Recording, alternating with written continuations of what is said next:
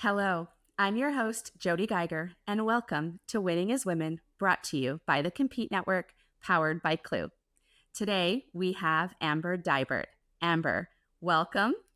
She is a performance coach for enterprise sellers. She coaches folks one-on-one, but also offers courses on mindset and imposter syndrome. She has been credited by some of the top enterprise sellers in B2B tech for helping them get out of their own way and actually achieve the bigger life that they all dream of. And what I love most about Amber's work is when the sellers she coaches share their personal experiences about what they've learned and actually overcome through working with her. I think that's the moment that everyone in their community starts to benefit from. And I believe that we need to hear more of these stories so that we don't fall into the trap of feeling alone or even unique in our suffering, because the reality is we all have to put in work to manage our mindset, and no one gets off easy in my experience. And so, Amber, I'm wondering if that is consistent with what you see in your Oh coaching my gosh, practice. girl, you nailed it. I mean, 100%. And that's why, imposter syndrome, I feel like, is becoming buzzwordy. And I love that. And I maybe don't like it. But on the one hand, I'm so glad that people are finally talking about this, because I feel like 10 years ago, everybody was experiencing it, but nobody was talking about it. And it's not until you hear other people explain the same weird feeling that you're feeling that you're like, oh, I'm not the only one. So I love that there's conversation about it, just exactly what you talked about, to normalize the experience that you're having, because every single person experiences it. Yeah. And I think to that point, we don't always know what the name of it is. And so we sit there going, what's wrong with me? Am I, this used to feel different, or I used to be different, or is this not a right fit? And I think we don't have the name for it always, especially if we haven't gone through it before and named it for what it is. And so in terms of naming it, this big blocker, again, that we all face, imposter syndrome, what is your definition of it? So I like to say imposter syndrome has three different flavors, and you might experience all three, you might experience one. The first flavor is that you feel like a fraud. You feel like people are going to find out that you don't know what you're doing. They're going to come and like shine the spotlight on you and be like, we found you out. You're making all of this up. And that's the fraud. The second flavor is feeling like you just got lucky, feeling like you were just in the right place at the right time. The people who put you in this position didn't know what they were doing. They didn't realize fully what they were doing. They were temporarily incompetent, which is super interesting because this goes hand in hand with, at the same time, you feel like you shouldn't be where you are. The people around you are smarter, more skilled, more experienced, and you don't belong with them somehow, but they also had to be incompetent to put you in that position. So they can't be smart and incompetent at the same time. So that the first one is fraud. The second one is that you just got lucky. And then the third flavor is that you downplay all your achievements. You're like, oh, it wasn't a big deal. Anybody could have done what I did. My favorite example of this is a guy who got a PhD in rocket science and was like, no, like it wasn't that big of a thing. Anybody could have done it. Right? Like we're laughing like, no, that's not true. But we do the same things. And what's super interesting is when I'm working with my clients on that particular topic, I always say maybe other people could have done what you did, but let's be honest, most people would not do what you did. They wouldn't go through the hard work that you did, the grind that you did, the like constant like pushing that you did. And so maybe the other people would be capable of it, but they just wouldn't do what you did. Mm. Oh, that's so interesting, especially that part where you're to make your story or that narrative you have that I'm a fraud or that person was temporarily incompetent. You're Yes. literally having to project that on someone else to say, Yeah. like that's wild that we do that. And Yeah. I totally recognize that. I've done Yeah. that I have myself. a good friend. She was doing a PhD program in women's studies. And she was like, I'm not supposed to be here. I'm not supposed to be here. I don't know how my application slipped under the door. Like, I'm not smart enough to be here because everybody around me is super, super smart. And I was like, who are the people that put you in the position? Is it the smart people? She's like, yes, it's the super smart people that put me here. I'm like, so how can they be smart and also not know about you? Like you just have to own that, like you earned it. The people who put you in the position knew what they were doing. I think that that's a really powerful tool if you're facing imposter syndrome or something else. Just that ability to inquire about that narrative that you have, and just ask those, initial testing questions like, is this actually true? What's Hmm. the actual proof that this is true? Because I'm not Yes. sure if it Right. actually is. Would Right. everyone that I, objectively ask, would they have the same belief here? Or is Yes. this something that I'm believing for a certain reason? Yes. Totally. So, Amber, have you faced imposter syndrome yourself? So much. I Okay. think the reason that I am kind of obsessed with imposter syndrome is because I have experienced so much of it. So, one of the key indicators of imposter syndrome is that you feel like the odd one out. And I'll tell you my story about how I felt like the odd one out. But this can show up in many different ways. You might be the only one of your gender in the room or at the quote unquote table. You might be the only one of your race, the only one of your orientation, the only one of your background, the only one with your experience level. Maybe other people have a different level of education than you have, or a different like path that they've taken to get where they are, and you feel like the odd one out. So for me, I grew up in poverty. I was homeschooled. I grew up in this super like blue collar town. I went to a state school. And then fast forward, and I found myself living in San Francisco in the middle of the tech boom. I was working for a unicorn tech startup, and I got promoted to manager for the first time. And I was surrounded by people who had gone to Ivy League schools. And I was like, they are going to find out that I'm not supposed to be here. Like, I'm poor. I wasn't poor, but like in my head, it was like, I grew up like with nothing. Like, they're going to find out that I'm not supposed to be here.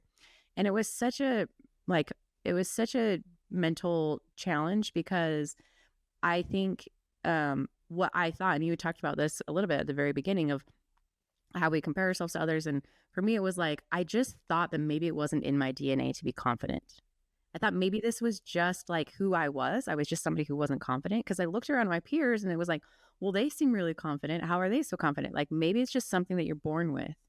And it wasn't until I learned these mindset tools that I realized like it has nothing to do with who you are and what your DNA is. Your imposter syndrome is not um it's not a fault that you have. It's not something that you're going to experience forever. And you can feel just as confident in it as anybody else. Okay. What is this is reminding me of exactly what you're saying here. And thank you for highlighting, your story and being open with that. Because what you're saying there is that it's not something that you will continue to suffer with. So it's not Yes. permanent, it's not Right. pervasive, it's not personal. Okay. Well, the name of it, and one of our very first episode that we had on Winning as Women, Jen Murtaugh, the founder of or co-founder of Matern, said it should not be called a syndrome. Yes. That implies that it's like something I must long suffer with. I have it, others don't, It's an and I older was like, condition. oh, interesting. Yeah. Okay. Right? So I'm so glad you brought that up. The researchers who named it imposter syndrome, they were doing research in the 70s, and they noticed a trend among professional women that they would downplay their achievements.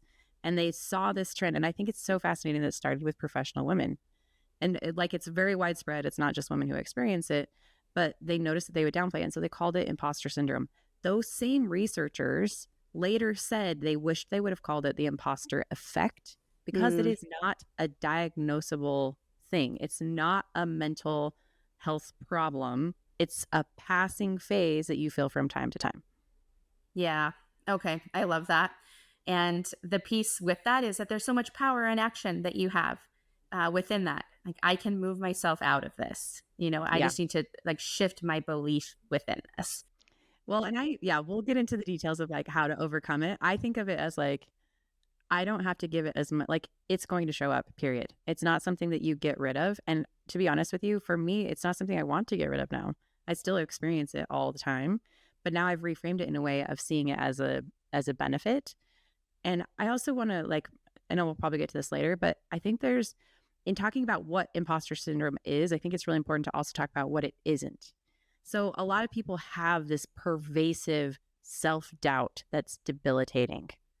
And that's not really imposter syndrome. If you feel like you have this self doubt that shows up in multiple areas of your life, like I'm not a good enough wife and I'm not a good enough employee and I'm not a good enough whatever, like everything feels like you're not good enough, that is not imposter syndrome. And I think it gets lumped in with imposter syndrome. And that is something that is probably you've been carrying around with you for decades. And that is probably from a wound in the past that therapy would be really, really helpful for you to help heal that wound so that you're not carrying that weight around. Imposter syndrome is something that is a passing phase. But if you feel like this pervasive self doubt that is holding you back, find a therapist that you can trust and start to heal that wound. Yeah, that's a great comment to separate the two. And I think that what might help that too is identifying some common signs for people of, when you are working with someone that you're going, okay, I think that this could be imposter syndrome. Are there any of those signs that you could maybe share? So, just to get into like fully, I'm dipping into like how to solve imposter syndrome. The way that I think about imposter syndrome is the natural consequence of being in a growth phase. So I want you to imagine like physical growth. Like, let's say you're really good at CrossFit and then you switch over and you start doing Zumba. And you're like, I have no idea what's going on here. Everybody seems like they know the moves. They're all like highly skilled at this. You go home from your first workout, you're like, I have muscles that hurt that I didn't even know existed. Um, it's the same thing as getting promoted or getting a new role or like being assigned a new project. You're trying something new that you've never tried before. And when it's physical discomfort, when you like try a new workout, that soreness that we feel, that muscle soreness, we tell ourselves like, oh, it's working. Like, yes, it's uncomfortable that we feel that muscle soreness, but we use it as a sign that what we're doing is working. And I think of imposter syndrome as literally the exact same thing. It's a discomfort that tells you you're growing. And this is where like so many of my clients will be like, well, but I don't know what I'm doing. And people are going to find out that I'm making it all up. And I'm like, you're right. You don't know what you're doing because you've never done it before. Like, who said that you would know? Who said that you become a new manager and suddenly you like know how to manage people? Like, you probably have some intuition, but like there are skills and tools and techniques that you can learn, and it's going to feel uncomfortable when you're doing it for the first time. So what I always love to say is, I love to think about a time in the past when you had massive imposter syndrome over some new skill that you were learning. So I work with a lot of sellers. For my clients, it's usually like, think about your first discovery calls that you did. Think about your first cold outreach that you did. The first times you're doing something new, you feel like a massive imposter because you've never done it before. You don't know how to do it and you feel like people are going to find you out. Of course you feel that way because you've never done it before. And after you do it 10, 20, 50 times, pretty soon you don't feel like a fraud anymore. You're like, oh, I've done it so many times. I know I can do it again. That's where imposter syndrome is a passing phase. It literally cannot last because once you learn the skill, you'll no longer feel like you can't do it anymore. But where people go wrong is they'll be like, well, I feel like an imposter for the last 15 years of my career or 10 years of my career or 5 years of my career, whatever. Like my whole entire career, I felt like an imposter. And without knowing anything else about you, if I hear that you felt that way, I know that your trajectory has been a hockey stick. I know that you've pushed yourself outside of your comfort zone so many times. You're always in a growth zone and you've been promoted probably a lot. People see you as a high performer. And so you've grown much more quickly than other people. It doesn't mean that you have a problem and you have this diagnosable imposter syndrome. It means you're somebody who frequently is growing, period. That's it. And you can look and see like, well, I had imposter syndrome about that. And then it was something else. And then it was something else. And then it was something else. But it's inevitable that it disappears if you just keep going, period. Yeah. So like giving yourself a break feels Right. important in this, being kind to yourself. That story that you talked about with sellers, I was having a coaching call with a seller recently, and they were telling me that their cold call, they're kind of resistant to it. They're like, I'm just not feeling in my zone with it. It feels so uncomfortable for me, especially calling into this new persona. And I was like, what about your emails and your LinkedIn reach outs or your cadences there? They're like, oh, that's easy. I was like, okay. So do you remember a time when it wasn't? And they were like, oh, yeah, no, you're right. It used to take me forever. I would, sweat over the details around it. I was, so uncomfortable with it.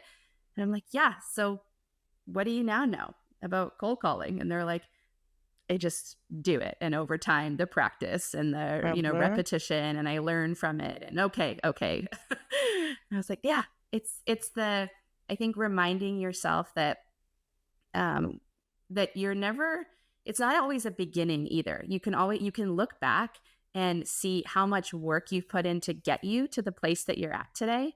And that's a good grounding, because otherwise you can believe, oh, it's a fluke.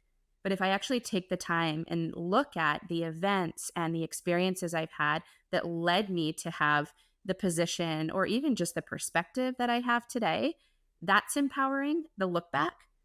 And then I think when you have the look back, you start to have that belief of, oh, okay, not that I've, when you do something, you can do it again. You've done it once, you can do it again. And then the response is like, well, I haven't done this before. Well, you've had this feeling before. You've done this feeling before of new and uncomfortable, and you can do that again, because what we know about that is it goes away. Right? Totally. I think that's what you're talking about here. Yeah. The opposite of imposter syndrome is complacency.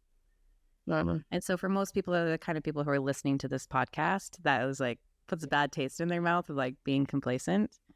Ew. And so like, I want to be the kind of person that grows. I want to be the kind of person that pushes myself outside of my comfort zone. And imposter syndrome is just the natural consequence of being in a growth mode. And so now when I feel that tinge of imposter syndrome, I think to myself, oh, I'm in my sweet spot. This is where I want to be. And I think there's a totally separate conversation about like allowing yourself to just be and not feeling like you have to achieve and accomplish. And like, that's a story for a different time. But when you think about like the opposite of this is complacency, and that's not really what I want, then feeling the imposter syndrome is like, that's okay. This is a sign to me that I'm learning a new skill, and that's kind of fun. And I know that I'm not going to feel this discomfort forever. I just have to keep putting in the repetitions, exactly what you said. Oh, that's great. So what would you say, if you have one, is there a framework that you teach clients on how to best manage it? If there was a couple quick tactics or a model? Yeah. So similar to what you were just talking about, I think it's very, very helpful to write a list of your actual achievements.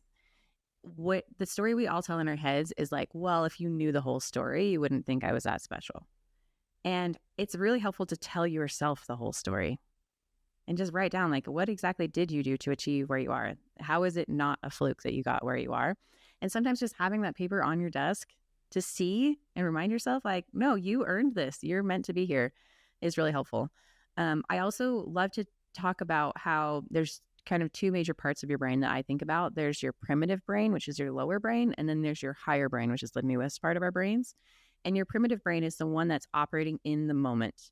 Our higher brain is what separates us from the rest of the animal kingdom. Like, other animals can't think about the future, can't worry about the future or agonize about the future, and can't plan for the future. And so they have, like, a tiger is chasing them, and then after the tiger stops chasing them, they go back to like homeostasis. Our primitive brain is the part that's always scanning for risks. It's always looking for the saber-toothed tigers and trying to figure out like what's going to kill me. And so it's really helpful to notice that like you're not self-sabotaging. Your brain's just trying to keep you safe, and it's done a good job. You're alive today, but it's not always accurate in what's going to kill you. And so I think it's really helpful to just realize that like your brain is scanning for risks. That's its job. And you can use your higher brain to be like, actually, I'm not going to die if I send this email. Like, I have a house, there's grocery stores, like I know where my next meal is coming from, and like this actually is not going to kill me. So just being aware of that and not letting your brain run wild with like all the worst case scenarios. And then I just love to compare it to exercise. I think if we think about our mental growth the same way that we would think about our physical growth, and allowing that discomfort to be there and seeing it as a sign that this is working, just like sore muscles is like, oh man, I'm gonna get really ripped. This feels very uncomfortable. Very cool. Thank you. And what you're making me think of is this is a model to really help you build confidence. And I'm wondering what your view is on, or I guess the role maybe that motivation actually plays in confidence. So I have my own opinions about all of this. And I think that motivation is a highly misunderstood feeling. I think that myself included, like we tend to wait for motivation to go and do something. And motivation is not something that you can have on demand. And it's not something that reliably shows up. I think of it like waves in the ocean. Like, I don't know if you've ever surfed before, but like you'll be waiting for waves and you're waiting and waiting and waiting. And then some waves come and then like the set is gone. And then you're waiting, waiting, waiting. And it's the same thing with motivation. Sometimes it's here, sometimes it's not. So if it is here, like ride that wave and like use it to as much as you can, but don't wait for motivation to show up until you start taking action. And with confidence, I also had to really break down my own thoughts about confidence, and people are welcome to disagree with me. I thought confidence was something that you're born with, and I learned it's not. The way that you earn confidence is through action. So I love thinking about my kids. I remember when my son was like 4 or 5, he was practicing like throwing a basketball into a big basketball hoop. And he shot it 2 times, like his first 2 times that he'd ever shot it. And he didn't make it. And he was like, I suck at this. I'm never going to be good at basketball. And I thought that was like heartbreaking, but also fascinating because I'm like, I can see how I do the same thing. Like I'm learning a new skill in my business and it goes terribly. And I'm like, I'm never doing that again. That was the worst. Like, I'm so bad at this. I'm never going to be good at this. And it's so interesting when I look at my kids, I'm like, well, of course you're bad at it. This is only the second time that you've ever done it. And of course you look at me and you're like, well, you're so good. And I'm like, I've got 30 plus years of experience over you shooting a basketball into a hoop. And so I look at it that way of like, confidence is not something that you have. Confidence is something that you earn through action. Once you've shot a basketball 50 times, you're going to start feeling confident that you can make it into the hoop. But the first 2 times, of course, you're not feeling confident because you've never done it before. And you can borrow confidence from other things. Like I remember early in my career, I was learning how to mountain bike and it was like really fun and like really scary. And there would be times when I would like have a networking event at work and I wasn't very skilled in networking. I didn't really know what to do, but I was like, if I can ride down that mountain bike trail that was like super gnarly, I probably can talk to people in a networking event. So like you can borrow confidence from other things that you've done as well. But I think with motivation, like ride that wave when you have it. And if you don't have it, that's okay. That doesn't mean that you shouldn't be working on whatever you want to work on. And with confidence, it comes with time. It comes with taking action. So if you want to feel confident, just go do the thing. Yeah, go do the thing.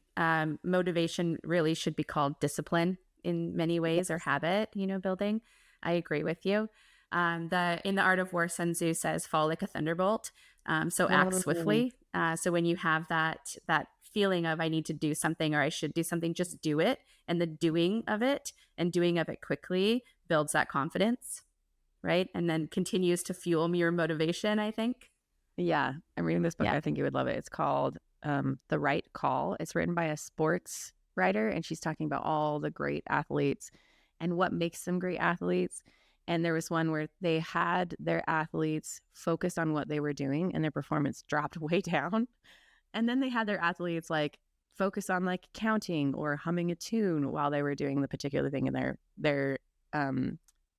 they performed better. I mean, I think we get in our heads so much about this. And if you just do it, you're going to probably perform better than if you like think through it too much. Oh my gosh. I learned that experience as an adult when I was going through a bunch of my coach training. That was probably the first thing that I was, deadly focused on, laser focused on. And so I was building up frameworks and kind of scripts and models to follow. And as I was doing it, this mentor coach was like, "Oh my God, you're so robotic. What are you doing? Like, throw all of that away and actually just connect with the person in front of you. Read the signs. You have strong intuition. Go." And then I was like, "Oh God," like trying to tear that, paper out of my hands was painful. And the second I did, I was like, "Oh, I'm not hitting all the points, but I'm doing those points better." And so, you're learning the flow of it a little bit. And over time you find that right moment. Mm-hmm. Okay, Amber. So what does winning as a woman mean to you today? I saw this quote somewhere and I wish I could remember who it was. It was like Johnny Cash or some musician. And they said, success is waking up in the morning, going bed at night, and doing whatever you want in between. And that to me is winning. It was so amazing when I quit my job and started my own business. And then I could be with my kids when I wanted to be with my kids. I didn't feel this guilt about it. And also like pushing myself past this imposter syndrome and seeing just how much potential I could eke out of myself. I don't know. For me, winning is like having control and freedom to do what I want to do, which is a whole other story. But that to me is winning. Just knowing like I'm pushing myself, just stretch myself, see how far I can go, and doing it on my own terms. Yeah, that's beautiful. Thank you. And so, Amber, I've absolutely loved this conversation. Thank you so, so much for joining me and We knew it wondering was what going to the be fun. best place. Oh, yes. On our early meets, it was vibes all the time. Yeah. So, yeah, thank you so much. And what is the best place for listeners to reach out to you, to follow along, keep this conversation going? I will do a plug. I do follow your newsletter and receive that in my Oh, nice. inbox. And so that's I'll give you a +1 for that. But where else? You can go to, I'm really active on LinkedIn. So come find me on LinkedIn, Amber Deibert, and follow my content there. You can get on my newsletter and you can see my website, mentalmastery.com. Awesome. And to find more episodes of Winning as Women, look to where you listen to your podcasts, actually including YouTube. We're live on video. So while you're there, give the show a rating. We'd appreciate it. And we'll catch you all next time on Winning as Women.